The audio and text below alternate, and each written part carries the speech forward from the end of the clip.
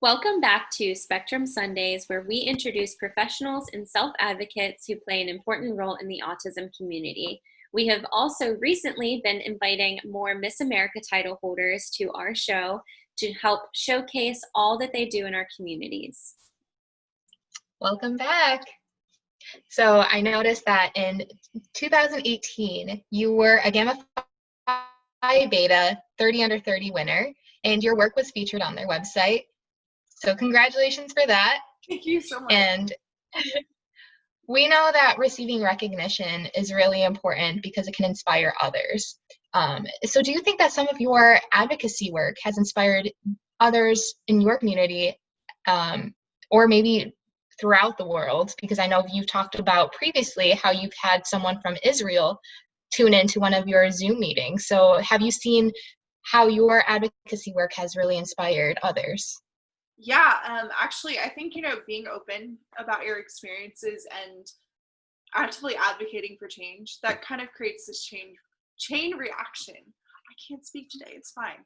But it creates this chain reaction, and you start to see other people feeling more comfortable sharing their experiences, sharing their stories, really advocating and pushing for change. So I participated in partnership with the Children's Museum in Richmond on their special nights for special needs programs.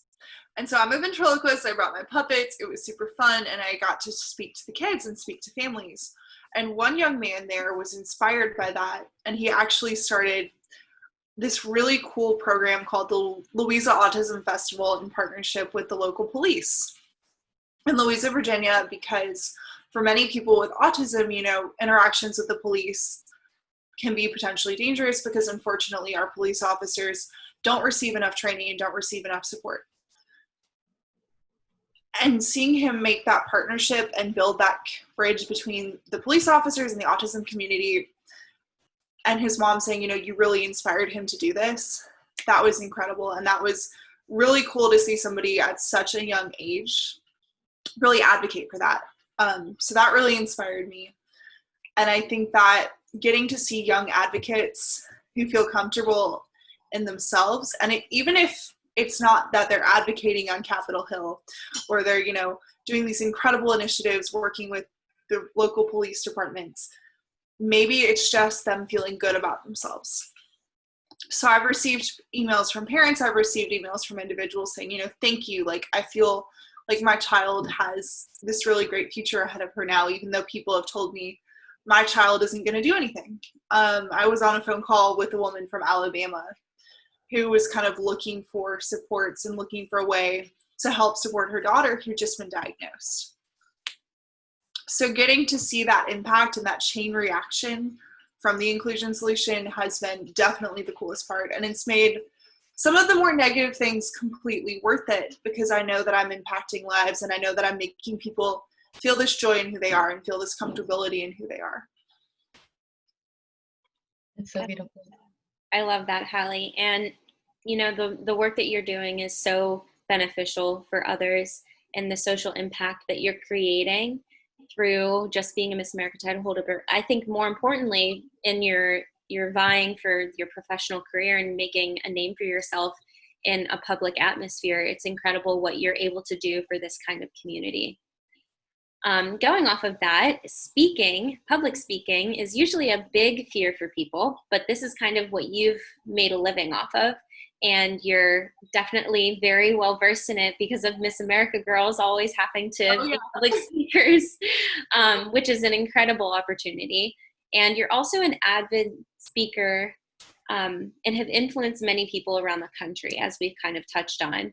What advice and tips could you give for those who might have a fear of public speaking and that are still working on those skills or looking to serve in a more public space?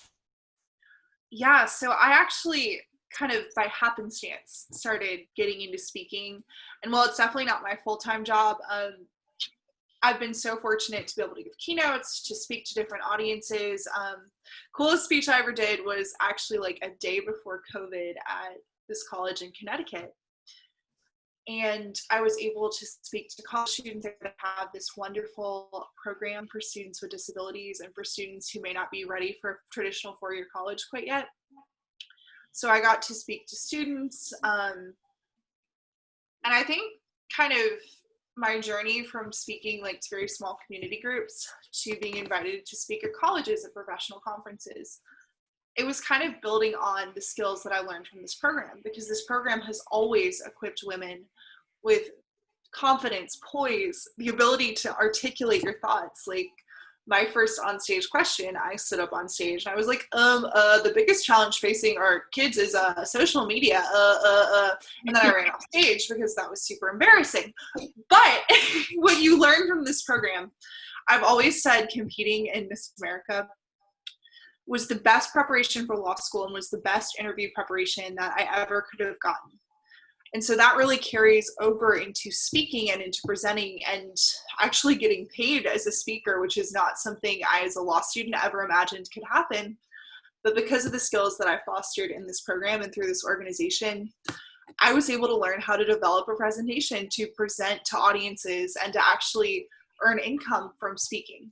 That's great. And, we talk about this element of public speaking because it gives, or we work on this element of public speaking because it gives you so much confidence in what you have to say. I think for me personally, I have so many different thoughts and so many different ideas. I used to struggle a lot to articulate them and to make them come across with conviction. And I think that is what the Miss America organization has given me. And so it's really powerful to hear how it's also given you the same. Like you said, you've been able to be paid from that as well. Yeah, absolutely. And that, I feel like this misconception about speaking is that you go from like zero to making like $500 for an hour long, for a 45-minute keynote. That's no, like you have to find that place to start somewhere. So for me, that my very first speech on autism and on what would eventually become the inclusion solution and inclusion-based leadership was at a school program for parents led by the Virginia Treatment Center for Children, which is a group that I worked with, I continue to work with today in a policy capacity. But it was very small, it was a small start. And then I got some inclusion training sessions for Dominion Energy, which is a local Fortune 500 company. Those were not paid, but those led to some opportunities to get paid speaking engagements. Because I'd gotten in the front door at a Fortune 500 company and I was just awestruck as this like 22-year-old law school student, like, oh my gosh, like I am speaking to 50-year-old professionals about inclusion and about disability and hiring. But it really gave me this confidence and this ability to deliver presentations, whether it's a classroom with 5-year-olds or a boardroom with executives, because I'd been in this program and I'd been participating in this program. So that's the other thing about, building your message. Like you have to be prepared, whether you're in a classroom and it's students who are 5 years old, or whether you're going into a boardroom, making your message something that is marketable and that has meaning and can impact the lives of people no matter how old they are, no matter where they are in life. And so the way the inclusion solution is built and the way my speaking is built is it's designed to help students and it's designed to help adult professionals, because inclusion is something that we all can do a better job on. And inclusion-based leadership is a skill set that and it equips all of us with the opportunity to become better leaders and to become better employees, better students, better community members. Thank you for that. And, Megan and I have talked before on this series how sometimes when we're able to meet people in the middle where they're at, the message that needs to come across is so much more powerful. And keeping our target audience in mind when we're giving presentations is one of the most important things we can do when we're presenting. And you've spoken before how when you present to some of the younger children, you incorporate Gus the goose. Yes. So I was wondering, do you have any specific favorite memories that you've had while performing? Maybe if you've even performed to adults with some of your puppets? Okay, so I have so many memories that I love, but we don't have like 8 hours to talk. So I will talk about the first time I presented my ventriloquism at a school.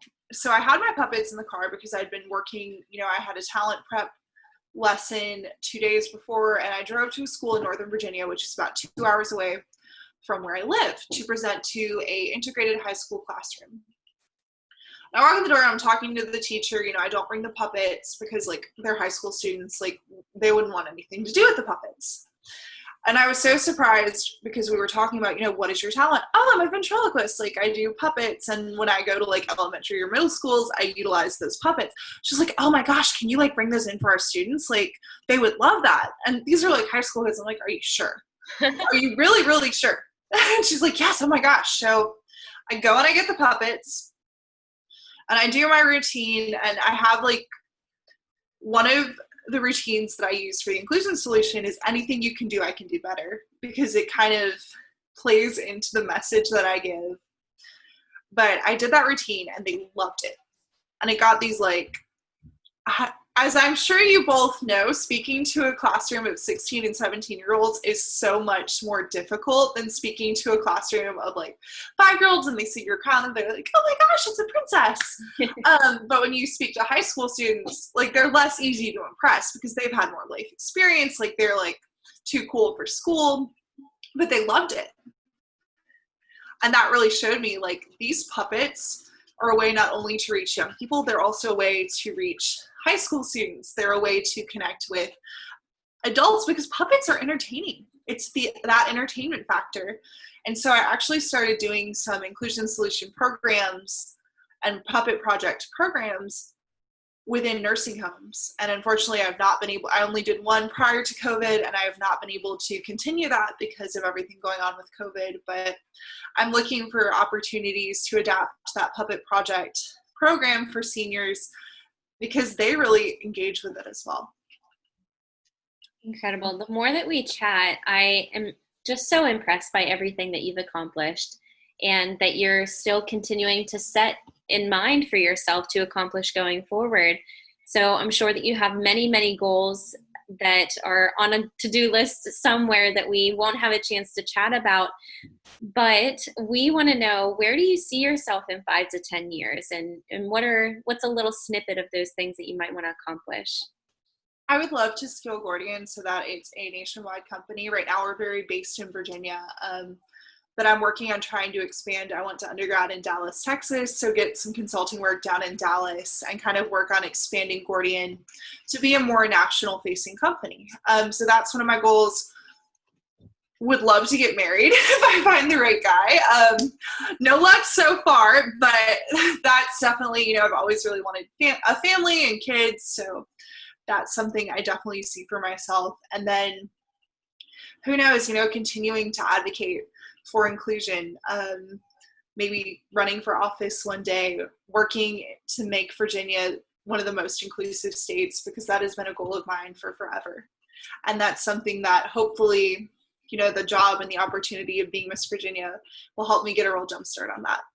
And your name is perfect for it, just saying. Very Miss American name. Yeah, I think my mom should have thought of that since she was not a pageant person, but it's so funny. My mother is not the pageant mom. She had no interest in the Miss America program. She actually protested. I told you all a little bit about this, but she protested the local at UW-Platteville where she went to college because she was invited to compete. She's like, no, I'm going to protest this instead.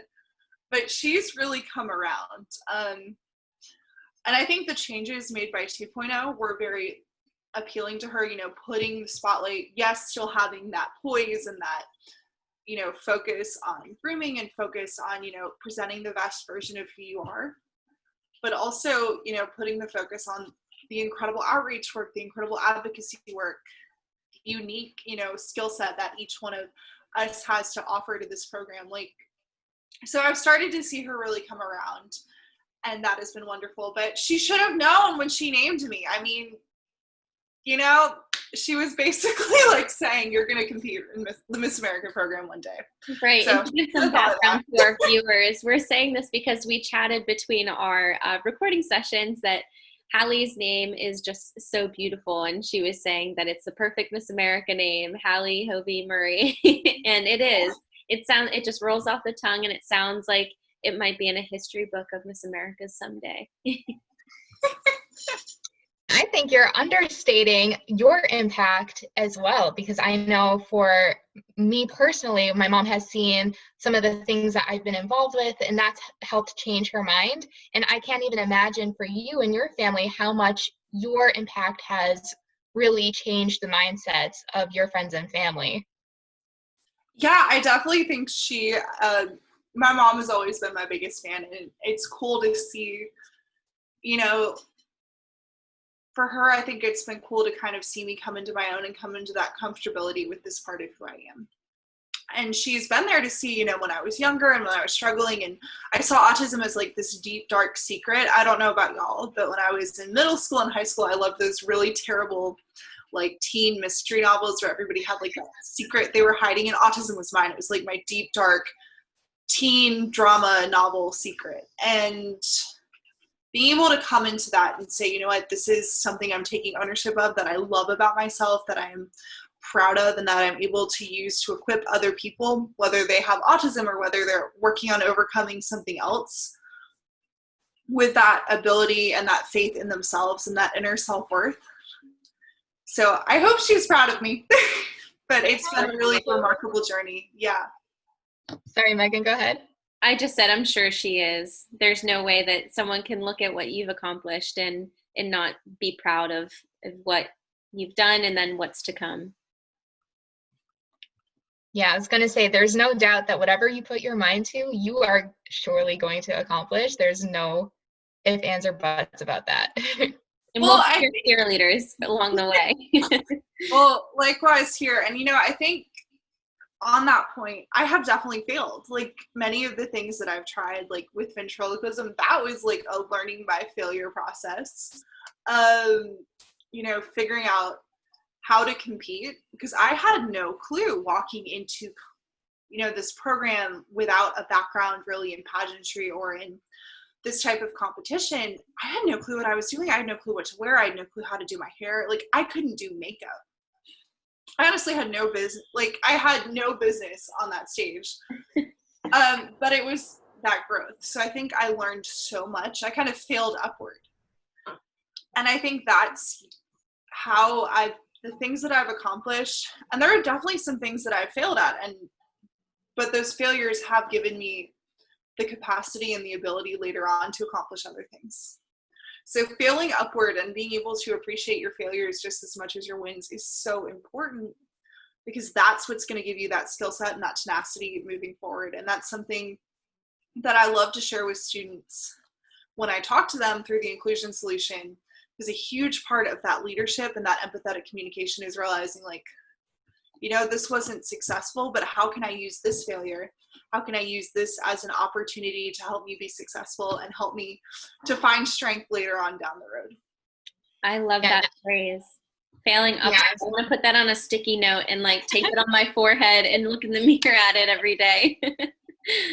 Right. And I try to live by the mantra of the true failure is not learning from your mistakes, your rejections, and from the things that don't work out. Growth is one of the most important things that we can continuously work on, as no matter what our age is, no matter who we think we are or want to be, it's continuously learning from those things that just don't work out. And I'm really glad that you talked about that. You had no idea of what you were getting into when you first started competing, because I wanted to pick your brain a little bit about what you want other people to understand about who Miss America is today, what the organization represents, and help change the mindsets of some people who might be watching and thinking of competing. Yeah. So first of all, I think the biggest misconception, especially young women with disabilities I've talked to about competing, Miss America is absolutely inclusive towards women with disabilities, but I think the onus is on us as title holders to kind of put that out there. We've only had one Miss America with a disability, and she was Miss America in the year I was born. And to put that in perspective, 1995, Heather Whitestone. And to put that in perspective, I'm technically aged out. So I think that it's important for us to kind of work to pave the way for young women who may feel like, whether it's because they have a disability or whether it's because of their socioeconomic status, showing them that this organization is not about, one ideal, and it never was. This organization is about and always has been about incredibly powerful, incredibly strong women taking this opportunity and shaping it to fit their goals and who they are as a person, their talents. And I think we've seen that with every Miss America. They do the job differently, and they do the job in their own way, and they make the job their own. And that's definitely my goal in this program, whether my journey ends as Miss Chesterfield or whether my journey ends, hopefully as Miss Virginia, as Miss America, making that job my own and making that job something that I can really use as a tool to show people you can put whatever you put your mind to, whether you feel like you fit the stereotype, whether you feel like you fit what you think the job is looking for. I've always firmly believed that Miss America has been not about trying to fit yourself into the mold, but trying to make the mold fit you and fit who you are, and becoming the best version and the strongest version of who you are as a woman and what you have to offer, your passions, what you want to advocate for. And for me, that's inclusion. And while these skills that I teach are specific to disability inclusion, that message of inclusion is one that's so powerful right now. And those skills are things that, especially in a year when we're so polarized and there's so much hatred and negativity, and there's just this real lack of empathy, empathetic communication, inclusion-based leadership, that's more critical than ever. So fostering those skill sets is my passion and what I want to bring to the role, hopefully, of as Miss Virginia, as Miss America. We're continuously trying to reshape what Miss America is, and young women like you are exactly what we need in this organization to help propel it forward. Thank you. What has been your favorite memory as a Miss America title holder? Oh my gosh, this is really hard. I'm just going to go with a recent one because I always tell people my favorite memory is the one that happened the most recently. And I think for me, that was at Rain earlier this week. There's a young woman named Caroline who's on the autism spectrum, but getting to teach her ventriloquism. So I've been coming in there for a couple years with my puppets, and Caroline has picked up ventriloquism. She's a budding ventriloquist. She's actually really, really talented. She has this Karen impersonation. I posted it on my title holder Instagram. It is the funniest thing, but she's very talented as a ventriloquist. So being able to pass that skill and that thing that I would not have developed into the level it is without this program to a young person who's in a similar situation that I once was in, and seeing her inspired and motivated by that talent has been so powerful and has been such a cool experience. So that's my favorite memory of the week. Next week. But I think that's the coolest part about being a title holder. Like, every week you make this new incredible memory, and you make these connections, and you foster this community. And that's what I really love about this program. That's amazing, especially since ventriloquism is such a unique talent. That has to be really exciting to be able to share and teach that. Yeah, and I've actually had so many young people really interested in it.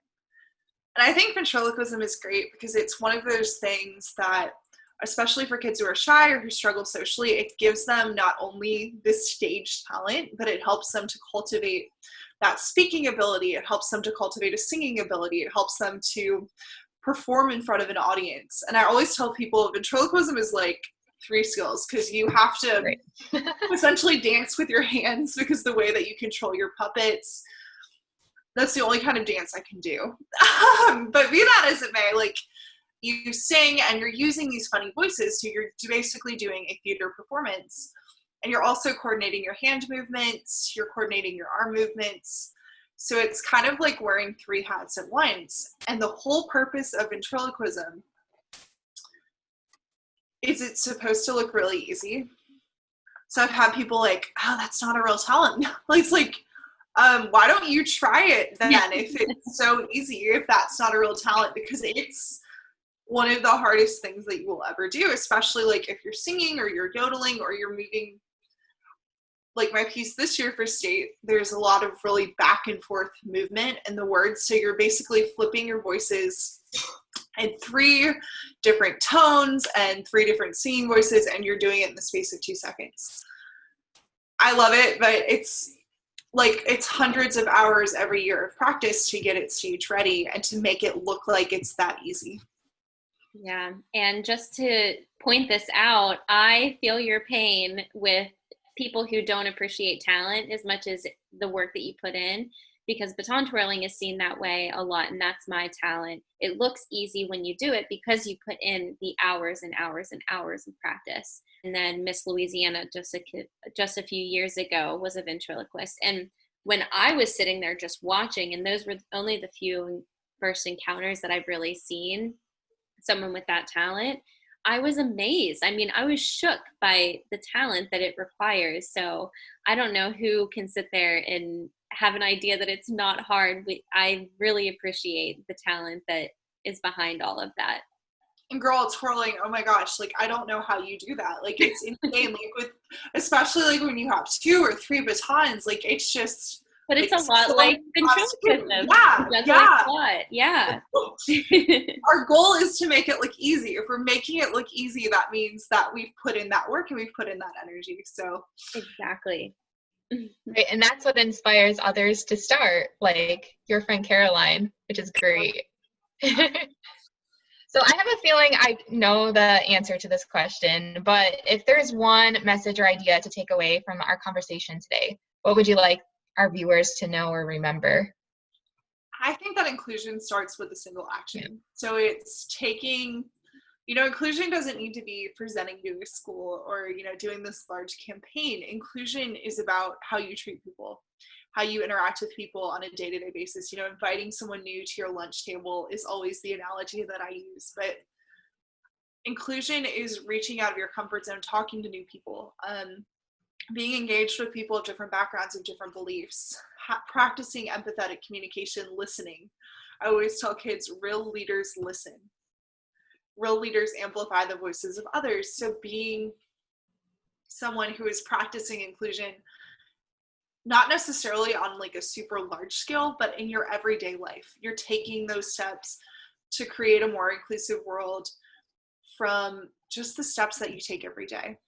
And one of those steps that you can take, and this is a shameless plug for a lot of people with autism or who are hard of hearing, masks are super hard because they can't read the facial cues and they can't see, for people who are hard of hearing, that means they can't read lips. For people with autism, they can't kind of tell what the meaning behind words is, or they can't understand those nonverbal cues. So my foundation, the Autism Success Foundation, is selling clear panel masks. We're doing that to raise money for our college scholarships for students with autism, as well as to support teachers and nonprofits in our community who need those clear panel masks. So if you're interested in taking one small step to create a more inclusive world, that is definitely a way that you can do so. And those masks are available for purchase at the link in my bio. That's so wonderful. And it's definitely needed. I've already seen just in the past few months, as people wear masks more and more, the struggles that some people face with it. And I mean, I even have a hard time. I just got my nails done a few weeks ago, and the person that was doing my nails wasn't as fluent in English. So as we were trying to converse with each other, it was tough because we both had masks on. And I thought that if I could read his lips, then it would make it a little bit easier to interpret it. So even just going outside of disability and just looking at communication as a whole, and especially, Francesca and I are speechies, we're speech pathologists in the future. So we kind of nerd out whenever we talk about communication, but there's a lot of different social cues and facial expressions that we use in supplement to what we say that really get the point across and change the message and the meaning behind it all.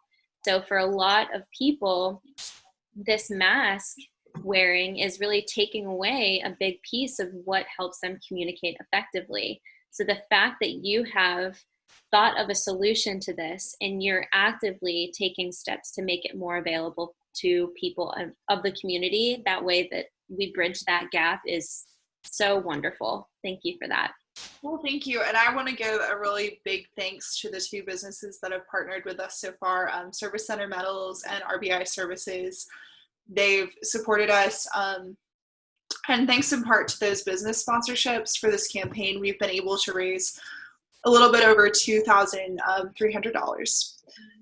And that means we're going to be able to add an additional 830 and some change to our scholarship fund, and we're going to be able to donate 119 masks to teachers and community groups. So having those partnerships and those community supporters has meant so much to me, and seeing, this passion and this investment that people are willing to put to make their communities more inclusive. That is fantastic. Absolutely.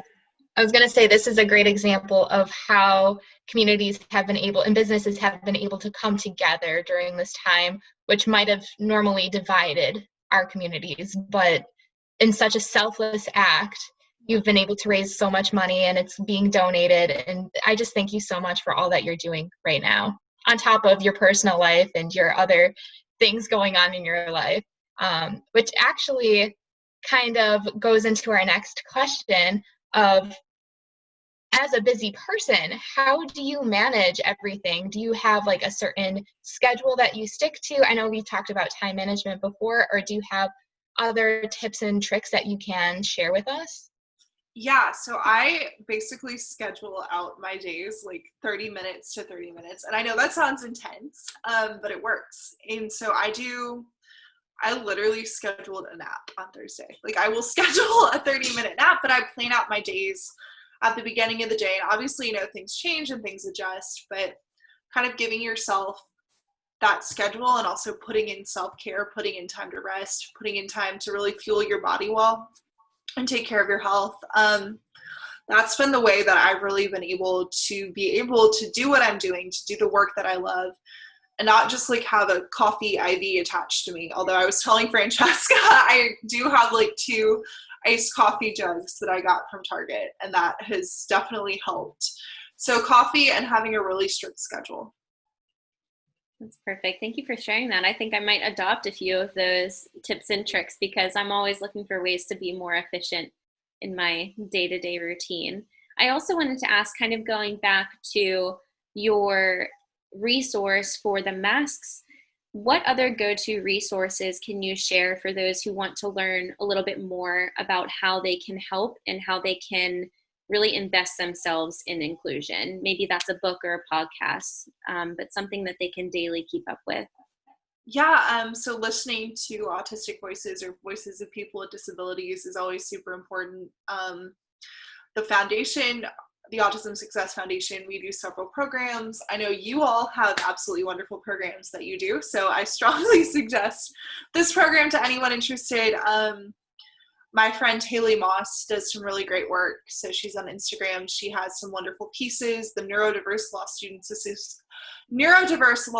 Association, does some really wonderful work. But just listening to actually autistic or actually disabled voices is the best way to get that information about what it's like to live with a disability. And remembering too that not everybody in the disability community necessarily agrees, and being willing to open your mind, and kind of going back to empathetic communication and inclusion-based leadership, but also challenge your own opinions and your own ideas about disability policy or disability inclusion. And I certainly try to read people I don't necessarily agree with, and kind of understand, how did they reach this conclusion? How did they reach this point? That's great advice. And for our viewers, could you share once more about where they can follow you on social media, and also your podcast, website, foundation, organization, books, all of this? Where to keep with you? My Instagram is at Hallie Hovey-Murray. I have everything linked there on Linktree.